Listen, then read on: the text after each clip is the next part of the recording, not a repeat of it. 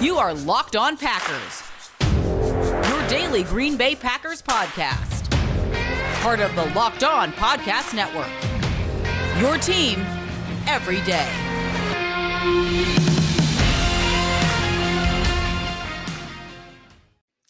You are Locked On Packers, part of the Locked On Podcast Network, your team every day. I'm Peter Bukowski, and I cover the Green Bay Packers for The Leap, a newsletter I would love for you to subscribe to at theleap.substack.com. You can follow me on Twitter at Peter_Bukowski. You can follow the podcast on Twitter at Locked On Packers. Like us on Facebook. Subscribe to the podcast on iTunes, on Spotify, on Google Podcasts. Wherever you find podcasts, you will find Locked On Packers. And you can find Locked On Packers on the iTunes charts. We are the #1 Packers podcast on the internet. We are the show for fans who know what happened. They want to know why and how. And it is never too early to start thinking about NFL Draft. The Locked On NFL Draft podcast relaunches September 20th. That is today with the brand new hosts. Eric Crocker brings you the player scouting. Ryan Tracy brings you the analytics. Follow the Locked On NFL Draft podcast on YouTube and the Odyssey app or wherever you get podcasts. We're going to keep this short today because the Green Bay Packers play tonight against the Detroit Lions, but a lot happened on Sunday, and we're not at that point in the season where we're going to do a lot of scoreboard watching. It's silly. And especially if you're the Packers, because you go out and you get your just absolute butt whipped in week 1 against the Saints, and the Saints go out and they lose. And that's going to be something that gets discussed and dissected. And if the Packers don't go out tonight and beat the brakes off the Lions, that's going to be a big talking point. Here is where I am with it right now as we record this. The week 1 outcome where the Saints destroyed the Packers is going to look weirder and weirder and weirder by the week. And go back to earlier in last week when I said, okay, let's look at the differences in approaches and the unscouted looks that each team is going to come out with. And I thought the Green Bay Packers, because they were more talented, would be in a better position because they were just more talented. Instead, the Saints come out with some unscouted stuff. Jameis Winston plays in a way that I don't think was necessarily predictable. On the other hand, the Panthers, they blitzed the daylights out of Jameis Winston. They just said, okay, if we're gonna rush 4 and let Sean Payton be Sean Payton, he's gonna beat us. And the Panthers did not allow that to happen. They got some blitzes, they got some crucial turnovers and forced some throws that, were not the kind of plays that Jameis Winston was making in week 1. Well, week 1, you have the whole offseason to prepare for and scheme up, and Jameis played in a way that, I don't think anyone expected him to play. I don't think that is sustainable for the Saints, and I have said as much and continue to say as much. And I don't think the Packers will continue to play as poorly as they did in week 1 and the rest of the season. It is interesting, though. Our friend, Rachel Hotmayer, who has been on the show a number of times and cover the Packers in Green Bay locally, said to Matt LaFleur, is this the week for Eric Stokes? Matt LaFleur said, do you want me to just give you the game plan? Rachel said, yes, love that. And was much more evasive than maybe you would expect him to be. If you think that Eric Stokes is just going to go out there and be the dime corner and then that's that, then maybe that's all there is. I think that is a switch that I think we can expect this week, that at least he gets some opportunities to play in this game. The Packers' week 1 performance is anomalous. This is not something that we are going to be talking about for weeks and weeks and weeks. I just don't believe that. It's just not who this team is, offensively especially. This offense is going to get better. Aaron Rodgers, Devontae Adams, Aaron Jones, this offensive line, Matt LaFleur, They're too good. Institutionally, there's too much going for them for this to be a long-term problem. It's not going to be a long-term problem, and they're going to beat the Lions. I don't know about handily, but they're going to beat the Lions. They're going to beat the Lions. And so if this is a 31-21 game and the Saints lose, you're just sort of like, well, week one was kind of weird. And then you try and figure out what's going on with the 49ers in week three. And the Packers can't take the Lions for granted in all of this, but they do have a big matchup coming up with San Francisco. And that's important too. That line has already moved a little bit, already moved from 2.5 to 3.5 because the 49ers won. We'll see what happens with the Packers tonight. I think if the Packers win and win convincingly, that line will drop back down to 2.5 or 2. But like I said, we haven't seen Green Bay. And so that's something that is certainly within the realm of possibility that line grows. The Packers struggle. God forbid they lose. Who knows? That's not the point of all this. The good news for the Packers is the Vikings lose. And oh my goodness, the Vikings lose. The Vikings lose in about as inglorious a fashion as they could possibly lose. They're winning, then they're losing, and then they're winning, then they're losing.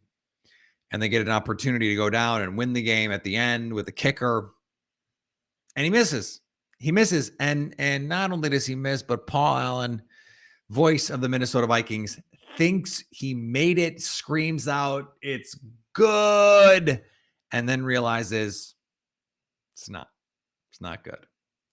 And they lose, and they're now 0-2. The Bears come out, and they have an injury to Andy Dalton. Justin Fields gets in the game. And Justin Fields does not play particularly well. And if the Bears don't get the pick six that they do from Joe Burrow, if they don't get the consecutive interceptions that they do from Joe Burrow, I don't think the perspective on this game is going to be what it is. Right now, it's going to be, oh my God, the Bears defense, they have Justin Fields. This is going to be the team moving forward, blah, blah, blah. Justin Fields was not good in this game. And that's not to say that he won't be moving forward. But in this game, he was not particularly good. Had the interception, he had the sack fumble, and he also had some plays that don't show up in the stat sheet. He had the would-be touchdown dropped by Allen Robinson on a beautiful throw that into coverage that Robinson just let it go right through his wickets. Still, this Bears team, they don't look like a playoff team. The Vikings do not look like a playoff team. And the Packers, through 1 week, do not look like a playoff team, but preseason, talent-wise, we believe they were a playoff team. I still believe they are a playoff team. And so you go, okay, get back on track against Detroit. Beat the crap out of the Lions because we know you can. And then, okay, now everything is going to just get back on schedule. The Packers will be the heavy favorites to win the NFC North. And, the Rams, they struggled against the Colts in a game where it was just like they tried everything they could possibly do to give that game away and just weren't able to accomplish it. The 49ers did not, and they gave the game away against Philly. And the Eagles were just not able to capitalize on those opportunities. And so you just look around the league and you just go, who is taking this? I mean, the Bucs, they were in a dogfight until the end of that game with the Falcons. They're still clearly the best team in the NFC. To me, after that, I always thought it was Green Bay. So as long as the Packers go out and handle their business, I'm going to continue to think it is Green Bay. And that's where we are in this season until further notice, because I'm just not going to overreact to what happened in week one. Hey, Packer fans, this is Peter Bukowski with an incredible app everyone who buys gas needs to know about. It's called Get Upside. My listeners are making up to 25 cents for every gallon of gas every time they fill up. Just download the free Get Upside app in the App Store or Google Plus right now. Use promo code TOUCHDOWN and get a bonus of 25 cents per gallon on your first fill up to 50 cents cash back. Don't pay full price at the pump anymore. Get cash back using Get Upside. Just download the app for free and use promo code TOUCHDOWN to get up to 50 cents a gallon cash back on your first tank. Some people who drive a lot are making as much as $200 or $300 a month in cash back, and there's no catch. There's no catch. The cash back gets added right to your account. You can cash out anytime to your bank account, PayPal, or an e-gift card for Amazon and other brands. Just download the free Get Upside app and use promo code TOUCHDOWN for 50 cents back, cash back on your first tank. That's promo code TOUCHDOWN. So I don't want to get caught up in a lot of looking forward, because we haven't really seen what the Packers are all about. And if you read The Leap today, go subscribe to the Leap newsletter at theleap.substack.com. The Monday newsletter is always free. Go check that out. We talk about a lot of important things and different things over the course of the week, but Mondays are always free as we put together a newsletter that is not only reflective of the weekend. In this case, the Packers didn't play, so it's a little different, but it's still the same things, what we're hearing, what's important, and how we move forward here for the Packers. Go check that out again, theleap.substack.com. I don't think it's useful to think too much about where the Packers are in the standings, where the Packers are in the NFC. Doesn't matter. It really doesn't matter, because where this team is now is just not relevant to where they're going to be moving forward. And we've seen this over and over. It's not an excuse, by the way. Early season performance is just, particularly defensively, is not indicative of what's going to happen the rest of the season. And I think once we see what happens in this game offensively, I think the Packers are going to play much better. I think they're going to be much more focused on running the ball. We're going to talk about that in a second. I just don't think we're going to be wailing and gnashing teeth the same way that we would have been after week one. To that point right now, and I think that's important, Matt LaFleur talked about a physical game. And the Lions, I didn't think, played a particularly physical brand of football against the 49ers in week one. Offensively, they had some nice plays. They ran some nice traps. They did have some nice power runs inside. They had some nice inside zones, some nice outside zone runs.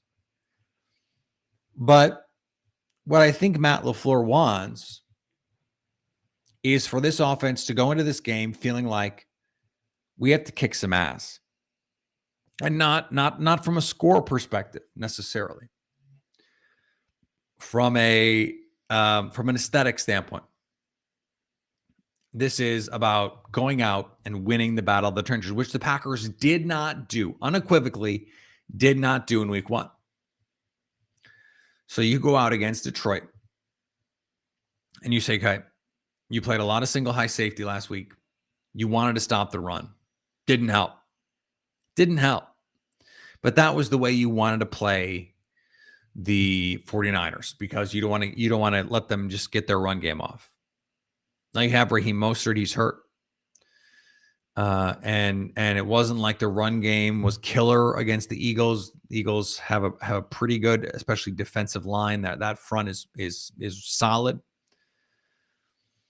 But I expect Aubrey Pleasant is someone that has plenty of experience, Rams experience, Saints experience,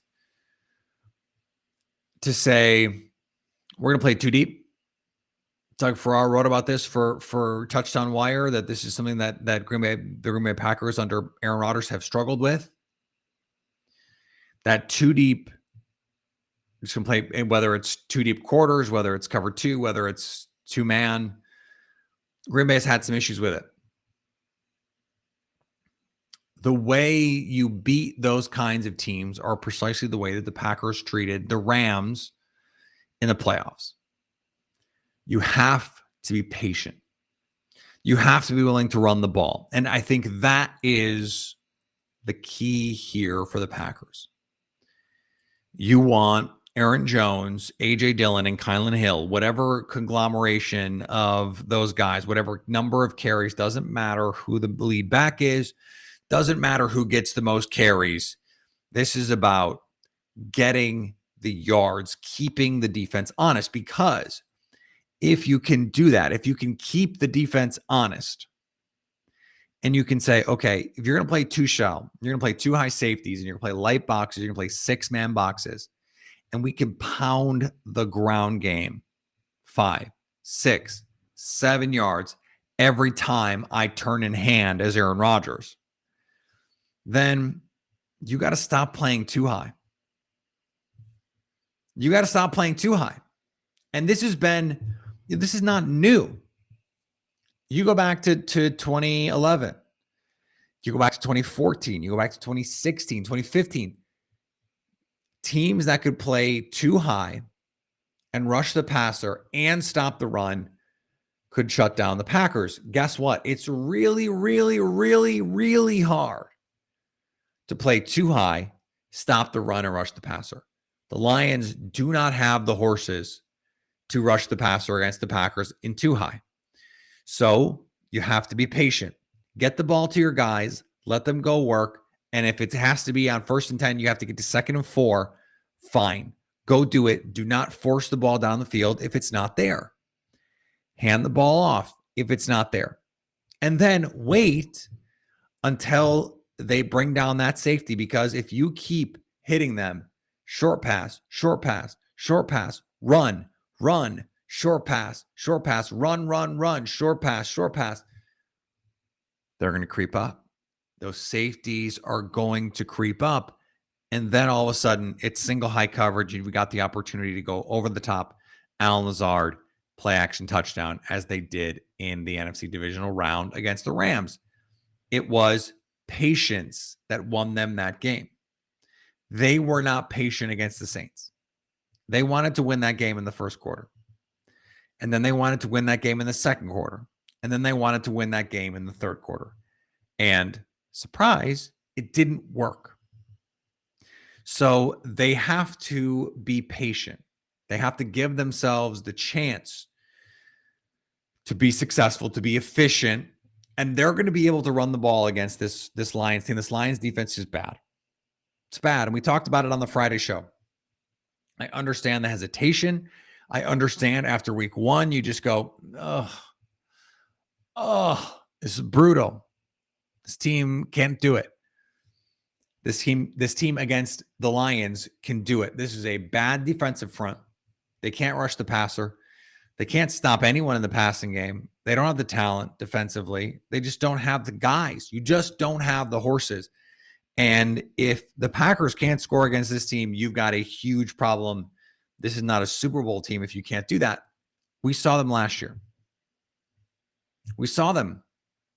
We know what this Packers team is. This same Packers team, they brought everyone back. We know what this team is capable of.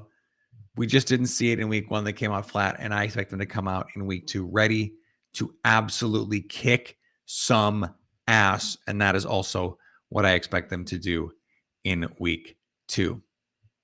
Does this sound familiar? You've got one device that lets you catch the game live, another that lets you stream your favorite shows, and you're watching your sports highlights on your phone, because that's what everyone does. And you got your neighbor's best friend's login for, other stuff.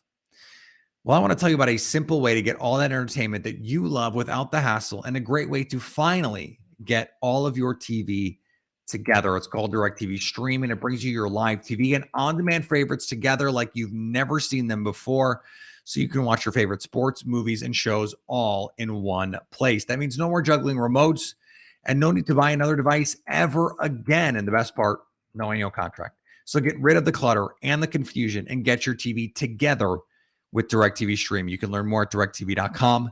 That's directtv.com. Compatible device is required.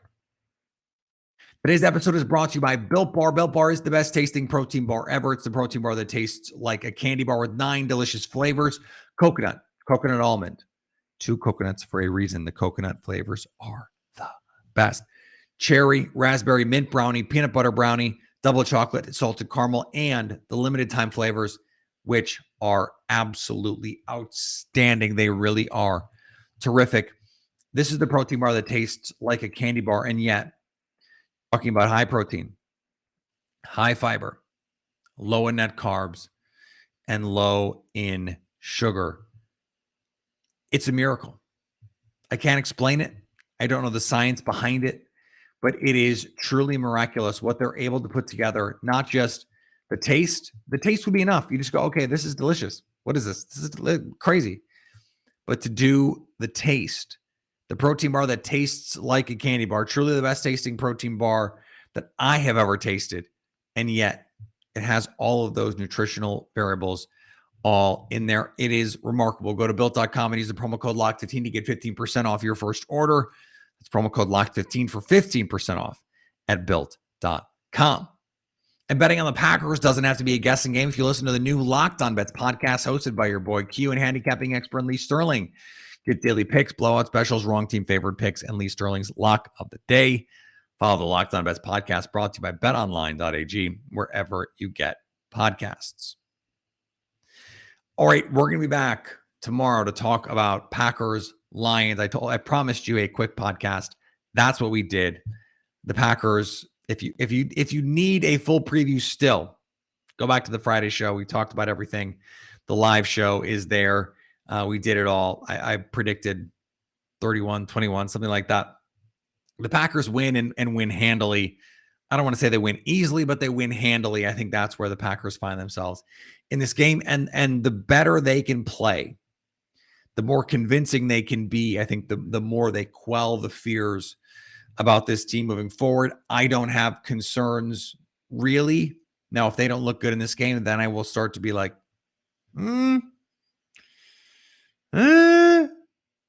But if they go out and they take care of business in this game, I'm not concerned about it really. But the 49ers and the Packers will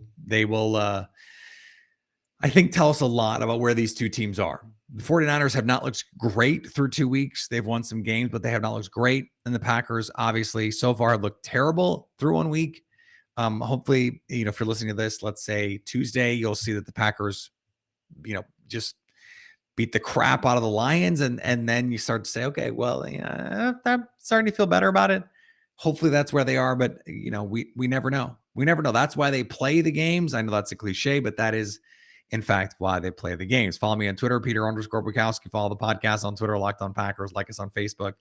Subscribe to the podcast, iTunes, Spotify, Google Podcasts, wherever you find podcasts, you will find Locked On Packers. Subscribe to The Leap at theleap.substack.com. Subscribe on iTunes, Spotify, Google Podcasts, wherever you find podcasts, you will find Locked On Packers. Go on YouTube. Subscribe to Locked On Packers on YouTube. All of these shows are now streamed on YouTube, so go check us out there. We are having a great time on YouTube, and anytime you want to hit us up on the Locked On Packers fan hotline, you can do that, 920-341-3775 to stay Locked On Packers.